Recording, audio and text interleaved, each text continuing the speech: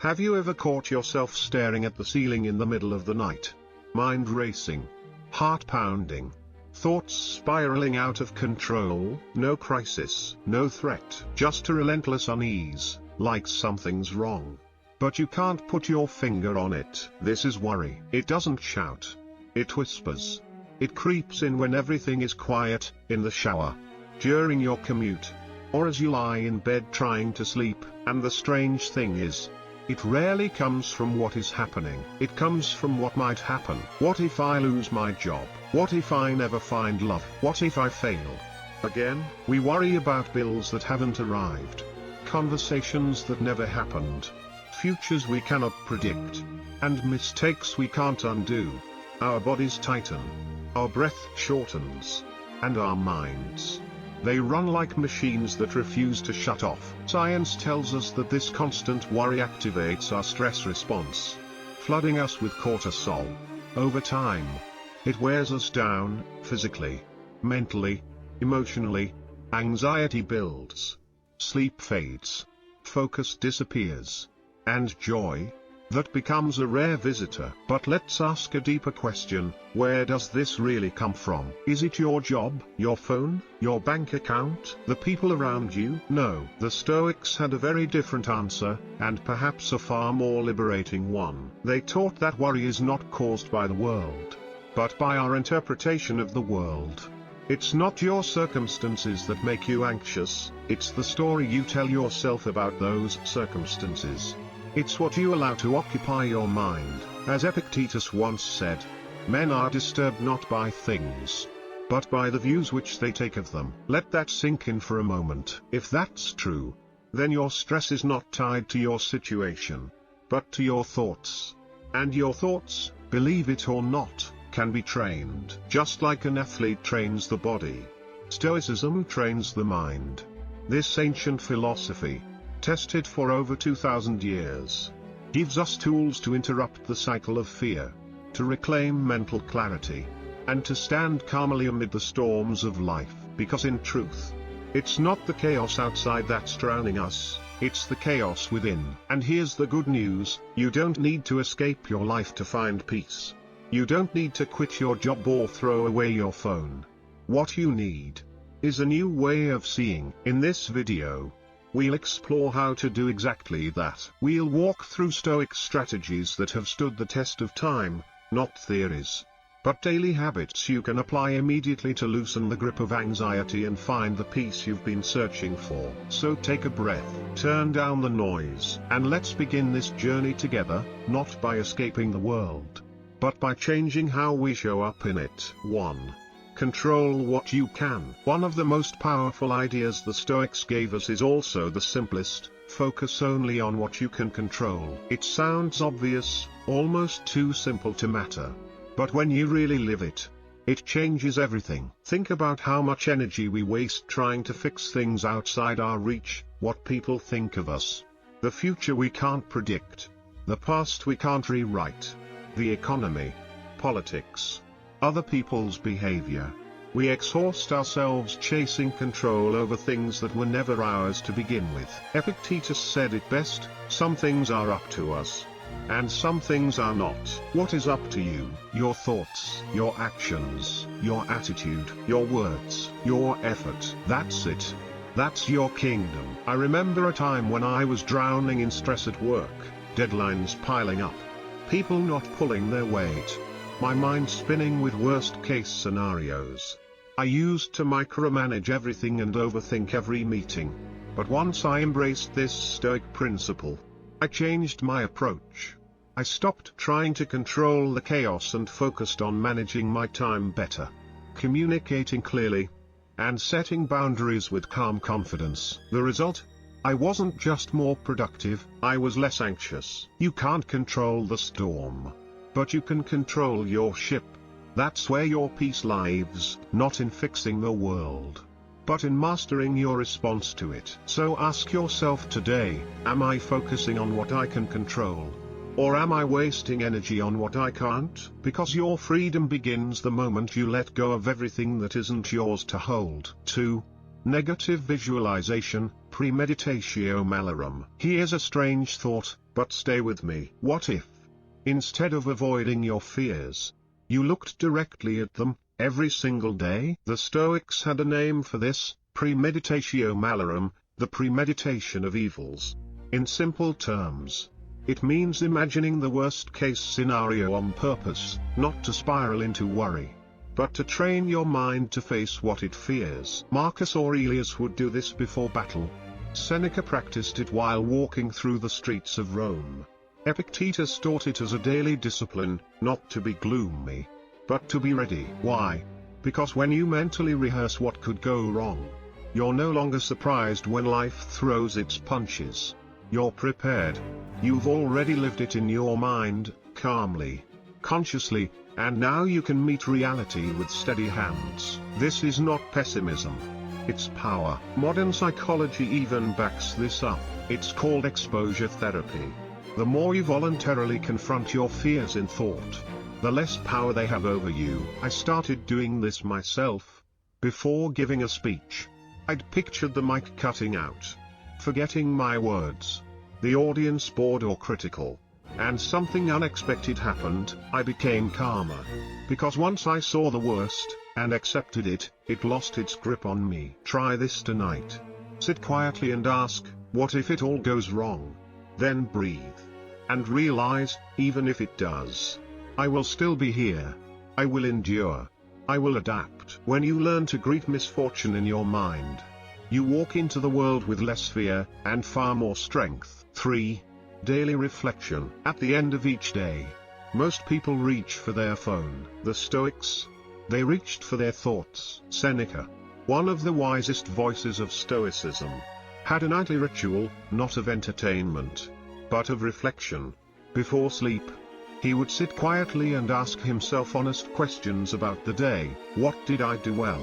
Where did I fall short? Where did I let worry creep in? And here's the beauty of it, he didn't do this to shame himself. He did it to understand himself. You see, most of our anxiety doesn't come from events, it comes from patterns.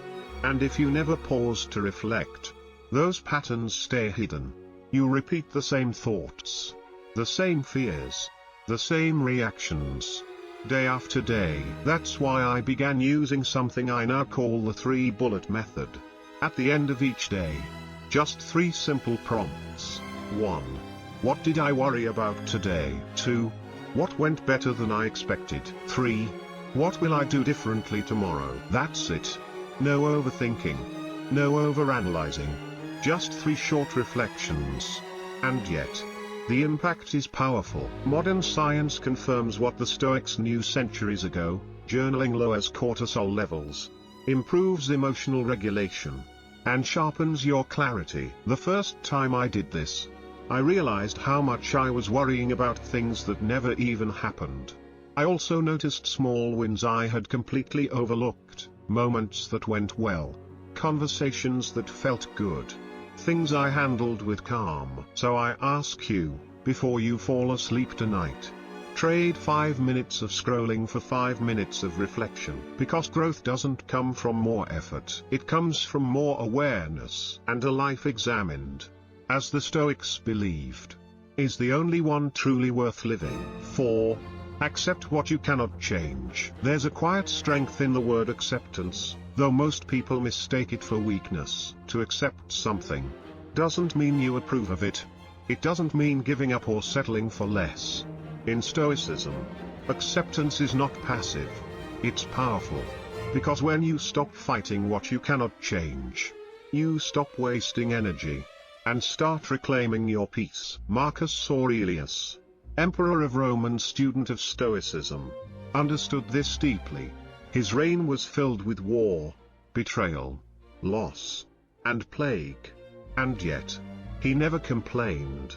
Instead, he wrote to himself in his journal, "You have power over your mind, not outside events. Realize this, and you will find strength." Think about that for a moment. How many hours, days, Even years, have we spent trying to change the unchangeable? We replay arguments we can't win. We cling to the past we can't relive. We resist circumstances already set in stone. And in doing so, we suffer twice, once from the event, and again from our refusal to accept it. But when we accept, we stop adding weight to what's already heavy. We don't deny the difficulty, we simply choose not to let it control us. I remember losing a project I had poured my heart into. At first, I resisted, I blamed others, replayed every detail. But that only prolonged my pain.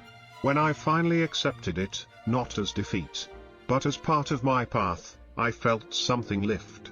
I made space for what could come next. So here's a question to sit with: what in your life have you been resisting?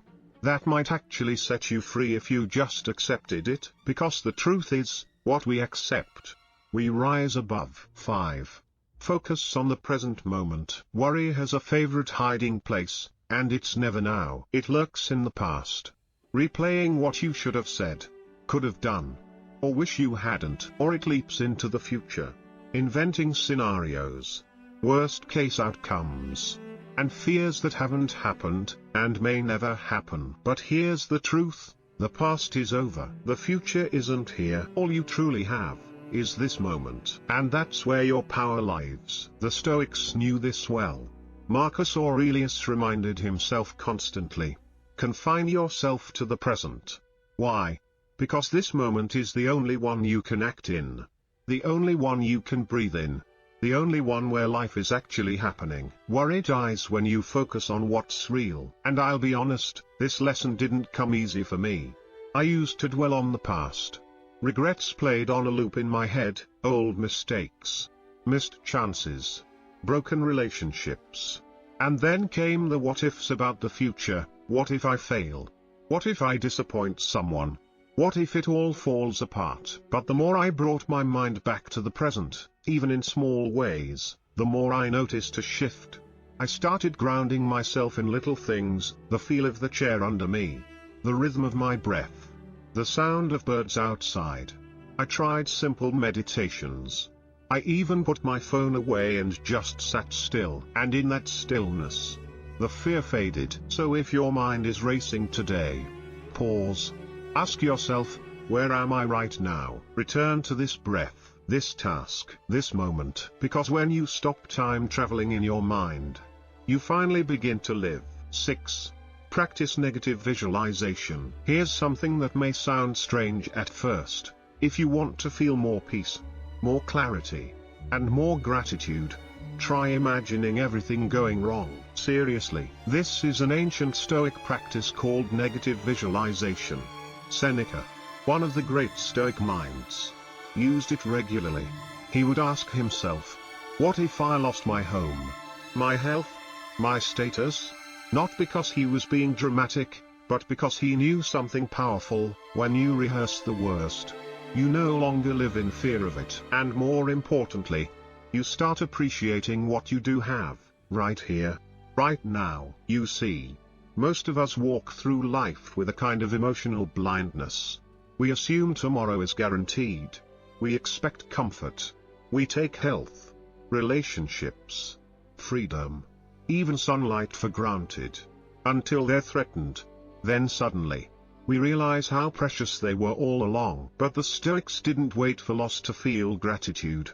They imagined it, intentionally. Not to be pessimistic, but to train their minds, to reduce fear, to amplify appreciation, to become stronger. I've started using this practice myself. Every morning, before diving into the day, I ask, what if this was the last time I saw this sunrise, spoke to this friend, had this opportunity? And you know what? I slow down. I soften. I become more present, not in fear, but in awe. So here's something you can try, for just a moment. Imagine your ordinary life taken away. Then, return to it. Look at it with new eyes. Because sometimes, the key to peace isn't having more, it's realizing how much you already have. 7. Focus only on what you can control. There's a single line from Epictetus that has changed the way I live my life. He said, Some things are up to us, and some things are not. At first glance, it seems simple, even obvious. But when you truly understand it, when you let it sink into your bones, it brings a kind of peace you can't find anywhere else. Most of our stress, frustration, and anxiety comes from trying to control the uncontrollable, other people's opinions, outcomes we can't predict, situations that don't go the way we hoped. We fight reality, we resist, and we suffer. But what if we stopped? What if we simply drew a line and said, this is mine, my choices, my responses, my attitude. That over there? That's not mine to carry. That's Stoicism. You can't control what someone else thinks of you, but you can control how you show up.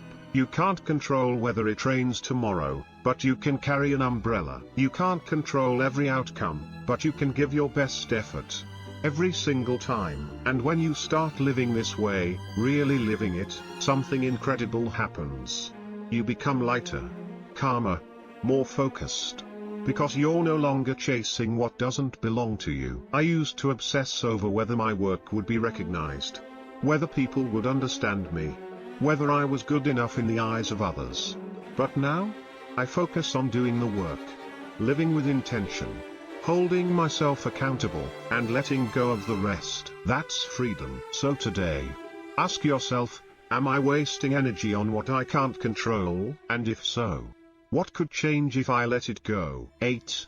Cognitive reframing. The obstacle is the way. What if the thing you're fighting against is actually the thing that will shape you? Marcus Aurelius, emperor, warrior, Stoic, once wrote, what stands in the way becomes the way. Not just a quote, a shift in mindset, a way of seeing the world that turns setbacks into stepping stones. This is called cognitive reframing, and the Stoics were masters of it. Most people see obstacles as detours, delays, proof that something's going wrong.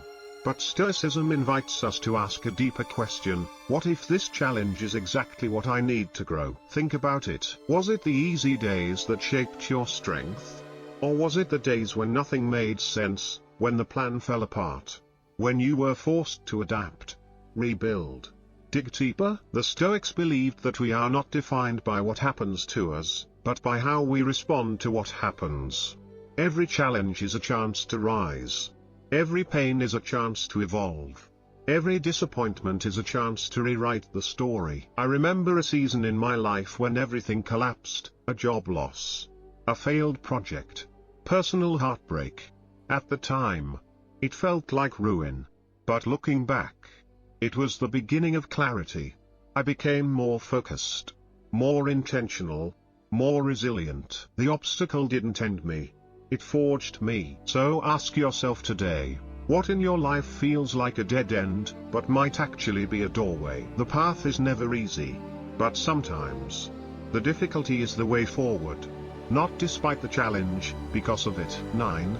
Live according to nature. In Stoicism, there's a phrase you'll hear again and again: live according to nature. But what does that really mean? It's not about walking barefoot through the woods or giving up modern life. For the Stoics, nature didn't just mean trees and rivers, it meant your true nature. The kind of person you were born to be. And that person is built for virtue, for wisdom, justice, courage, and temperance. When your actions align with those virtues, life begins to feel right. Not always easy, but deeply fulfilling. You stop chasing pleasure for its own sake. You stop living for the approval of others.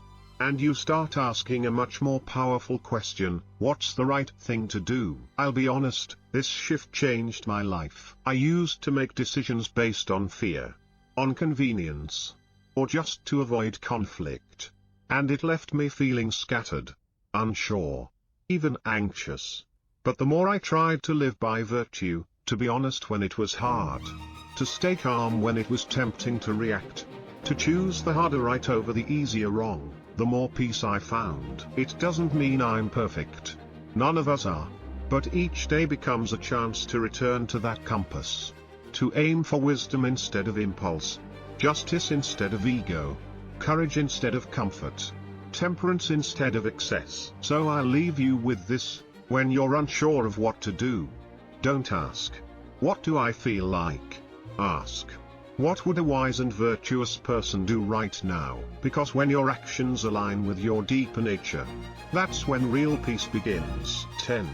Thought auditing. Have you ever stopped to ask yourself, is what I'm thinking even true? Because most of the time, our anxiety doesn't come from reality, it comes from a story we're telling ourselves. A prediction. A fear. A what if that's gotten out of control. This is where thought auditing comes in, a powerful practice the Stoics would have fully embraced. Next time your mind starts spiraling, try this: write down exactly what you're thinking. Don't censor it. Just get it all out. And then ask yourself one simple question: is this fact or fiction? You'll be surprised how often the mind confuses the two. You might write, "I'm going to fail." But is that a fact? Or is it fear talking? "I'll never be good enough." That's not truth, that's a story, shaped by past wounds or someone else's opinion. Marcus Aurelius once reminded himself, "You have power over your mind, not outside events." And that begins with questioning the thoughts that try to hijack your peace. I started this practice during one of the most anxious times in my life. My thoughts were loud, chaotic, relentless. But the moment I put them on paper, and looked at them objectively, they lost their grip on me. They went from monsters in the dark to shadows I could face. So the next time worry strikes, don't just feel it, challenge it. Ask, is this really true? And if it's not, let it go. Because you don't have to believe everything you think, especially the things that steal your peace. 11. Stoic breath work. Sometimes, the most powerful way to calm your mind is simply to breathe. Not just the automatic kind of breathing we do without thinking, but conscious, intentional breath. The kind that brings you back into your body, into the present moment. The Stoics didn't have scientific language for it, but they understood its power. They knew that the mind can't be still when the body is in panic. That breath is the bridge between chaos and calm. Today, science backs that up. When you slow your breath, you signal to your nervous system, "I'm safe. I'm here. I don't need to panic." One of the most effective techniques I've found is called 4-7-8 breathing. It's simple, but don't let that fool you. Here's how it works. Inhale through your nose for 4 seconds. Hold that breath gently for 7 seconds. Then exhale slowly through your mouth for 8 seconds. Try it right now, if you can. Just one round. Do you feel that shift? That tiny pause in the storm? This is more than a breathing exercise, it's Stoic training. Because in that stillness, you take back control. You stop reacting. You start responding.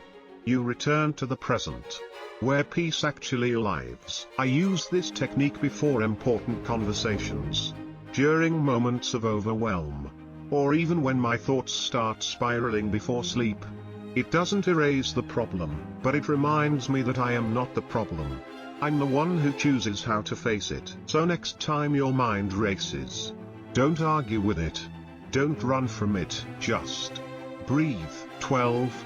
Understand the impermanence of everything. If there's one truth the Stoics return to again and again, it's this: everything is temporary. The joy, the pain, the success, the setbacks, everything passes. Marcus Aurelius, in the quiet moments of his rule as emperor, would remind himself of this often. He wrote, "All is ephemeral, both the memory of the past and the present moment." Not to sound cold or detached, but to stay grounded, to endure storms without being shaken, and to enjoy the sunshine without clinging to it. When we forget impermanence, we suffer twice. We grip tightly to pleasure, fearing its loss, and we resist pain, thinking it will last forever. But the Stoic truth is more freeing than that. Are you going through something difficult right now? A period of stress, grief, uncertainty? Then take heart, it will pass. No emotion is final. No moment is forever. At the same time, are you in a season of peace, love, or opportunity? then cherish it deeply. Savor it. Don't sleepwalk through the good days assuming they'll always be here. Because knowing it won't last, that's what makes it so precious. I remember walking through a tough time, telling myself, this is forever. But it wasn't. It faded. Like everything else. And now, when good days come, I hold them gently. I appreciate them more, because I don't expect them to last. And strangely, that makes them feel even richer. So today, remember, the pain you feel, it's not permanent. The joy you experience, it's not guaranteed. But your ability to meet both with grace, that's Stoicism. 13. Cultivate inner peace. We live in a world that tells us happiness is out there, in the next achievement, the next purchase, the next relationship, the next escape. But the Stoics knew better. They taught that true peace, real, lasting peace, doesn't come from changing your circumstances.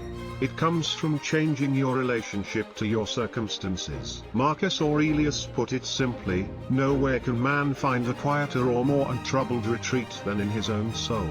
Let that sink in. The storms will come. Life will throw curveballs, heartbreak, failure, uncertainty. But the one place you can always return to is within. The question is, have you built a home there? For me, that shift began when I started slowing down at the end of each day. No screens, no noise, just a few minutes of meditation, breathing in stillness, followed by a few honest lines in a journal. What did I feel today? What did I learn? What do I want to carry forward? It didn't fix everything overnight. But slowly, it gave me something solid inside. A quiet space I could come back to, even when everything around me felt loud and unstable. That's what Stoicism offers, not a life without difficulty, but a life with depth, with clarity, with an anchor you can hold on to when the waves rise. So I'll leave you with this: don't just seek peace when the world is calm. Create it, in your thoughts, in your routines, in your way of seeing, because the stillness you seek out there is already waiting inside you. 14. Embrace discomfort. Most people spend their lives running from discomfort, avoiding pain, dodging difficulty, chasing comfort like it's the prize. But the Stoics, they ran toward it, not because they were masochists, but because they understood a deeper truth. Discomfort is a teacher. Epictetus, one of the greatest Stoic philosophers, was born into slavery. He had no status, no wealth, no safety net. And yet, he rose above it.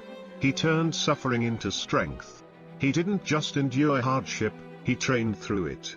Because he knew that the spirit, like the body, only grows when tested. And here's the thing, you don't have to wait for life to hit you. You can choose discomfort, on purpose. Cold showers, fasting, waking up early, holding your tongue when you want to react, pushing yourself a little further when it's tempting to quit. These small practices build something far more valuable than comfort, resilience. And that's the Stoic goal, not to feel good all the time, but to become someone who can handle anything. I started taking cold showers a few years ago, not because I enjoyed them, but because they reminded me, you can do hard things. And that mindset carried into everything else: difficult conversations, stressful deadlines, moments of fear. So let me ask you, where are you avoiding discomfort that could actually strengthen you? Because the Stoics knew, the more you embrace what's hard, the less power it has over you. And in a world obsessed with ease, being comfortable with discomfort is a rare kind of superpower. 15. Cold exposure, voluntary discomfort. We often wait for life to challenge us, but the Stoics believed, don't wait. Train instead. Seneca, one of the wealthiest and wisest Stoics of his time, would periodically sleep on the floor, wear rough clothes, and eat the simplest food, not because he had to, but because he chose to. He called it preparation. By embracing small, voluntary discomforts, he reminded himself, I am not a slave to comfort. I can endure difficulty. I can do hard things. And that's exactly the point. One of the simplest ways to apply this today cold exposure. Maybe it's a cold shower. Maybe it's stepping outside on a brisk morning without a jacket. Maybe it's holding that moment of discomfort just a little longer than your mind wants to. Because when you choose discomfort voluntarily, you're not just building physical resilience, you're building mental strength. You're sending a message to yourself: I am not fragile. I am in control. I can face discomfort without fear. And that matters, because life doesn't ask for permission before it throws hardship your way. One day, the discomfort won't be chosen. It'll be real, unexpected, unavoidable. And when that day comes, your training will carry you through it. Personally, I've built this into my routine: short bursts of cold showers every morning. At first, it was miserable. But soon, I started looking forward to that moment. That inner voice whispering, you can do this. So ask yourself, what small discomfort can you face today, on purpose? Because every moment you choose challenge, you build the resilience to meet whatever comes next. 16. Sacred sleep rituals. In a world obsessed with hustle, sleep is often treated like weakness. But the Stoics would disagree. To them, sleep wasn't laziness. It was sacred. It was a way to protect the mind, restore the body, and reset the soul. Marcus Aurelius, even as emperor, would remind himself that rest was essential. Because a tired mind can't think clearly. It panics. It exaggerates fears. It forgets what really matters. And I've seen this firsthand, in myself, in others. When we're sleep deprived, we're not just fatigued, we're fragile. We lose emotional resilience. We become reactive instead of reflective. That's why Stoic sleep starts long before your head hits the pillow. It starts with an evening ritual, a deliberate slowdown, a transition from external chaos to internal calm. For me, it's simple. I dim the lights. I put my phone away. I take a few deep breaths. I reflect on the day, not to overanalyze, but to release it. Sometimes I journal. Sometimes I read a few lines from Seneca or Epictetus. And then, I rest. Because rest is not escaping life. It's preparing for it. It's building the strength to carry the next day with clarity, with presence, with peace. So if you've been wearing exhaustion like a badge of honor, stop. Start honoring your rest instead. Because a well-rested mind is a stoic mind. Still, strong, unshakable. And in a world that runs 24/7, those who know how to slow down are the ones who rise strongest the next day. 17. Reframe your perspective. Here's something the Stoics understood long before psychology caught up. It's not events that disturb us. It's how we interpret them. A failure, a breakup, a rejection, these things don't hurt us by nature. What hurts is the meaning we attach to them. I'm not good enough. This always happens to me. I'll never recover from this. But what if we told a different story? Marcus Aurelius, in his private meditations, reminded himself again and again, if you are distressed by anything external, the pain is not due to the thing itself, but to your estimate of it, and this you have the power to revoke at any moment. Let that sink in. You can change the meaning. I remember a moment when something I worked hard for, something I believed in, fell apart right in front of me. At first, I spiraled. The failure felt personal, permanent, painful. But with time, and a little stoic clarity, I started to reframe it. What if this wasn't the end, but a redirection? What if this failure was feedback? What if this was the very obstacle I needed to grow stronger? That shift didn't erase the challenge, but it gave it purpose. So here's a question worth asking. What in your life feels painful right now? And what would change if you looked at it differently? Because when you shift your perspective, you reclaim your power. You stop being the victim of your story, and you become the author of it. 18.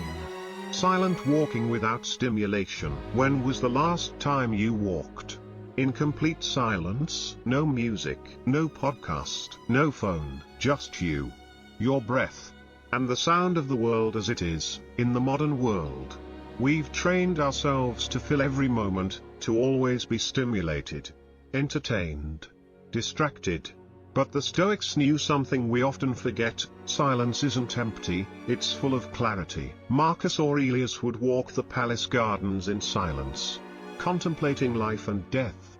Seneca would retreat from the noise of Rome just to be alone with his thoughts. They understood that to truly know yourself, you have to make space for your mind to speak. And one of the simplest ways to do that, a silent walk. It doesn't have to be long. Just step outside, without your headphones, without an agenda. Let your thoughts breathe.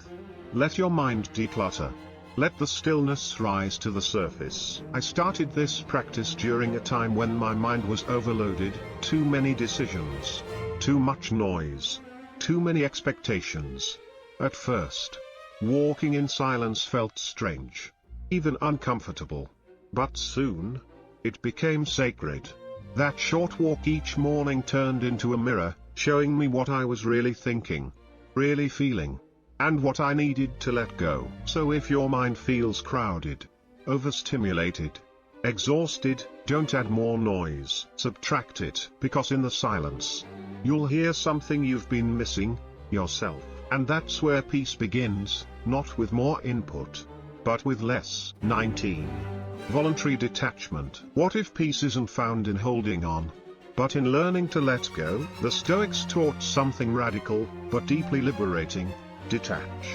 But not with coldness, with clarity. Seneca said, "He who is brave is free," and freedom, in Stoic terms, often meant freeing yourself from the grip of attachment, to things, to outcomes, even to people. Now let's be clear, this doesn't mean you don't love, or care, or try your best. It means you love deeply, while understanding that nothing, and no one, is truly yours to keep forever. You appreciate the beauty of a moment, without needing to own it. You show up with full presence, without demanding that life unfold on your terms. That's what voluntary detachment looks like. I've lived both ways, clinging tightly, and holding lightly.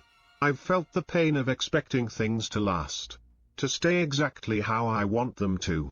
And I've felt the peace of letting go, not out of indifference, but out of understanding. When you stop gripping so hard, something incredible happens. You begin to experience life as it is, not as you need it to be. And in that space, you find freedom.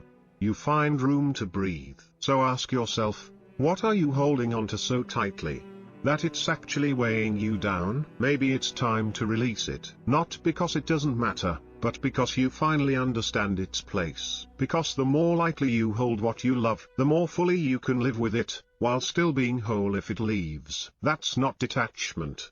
That's wisdom. 20. Practice daily reflection. At the end of each day, most people scroll. The Stoics reflected. Seneca, one of the wisest voices of Stoicism, made it a ritual. In his letters, which still inspire minds today, he wrote openly about his choices, his struggles, his thoughts. Not to appear perfect, but to examine himself honestly.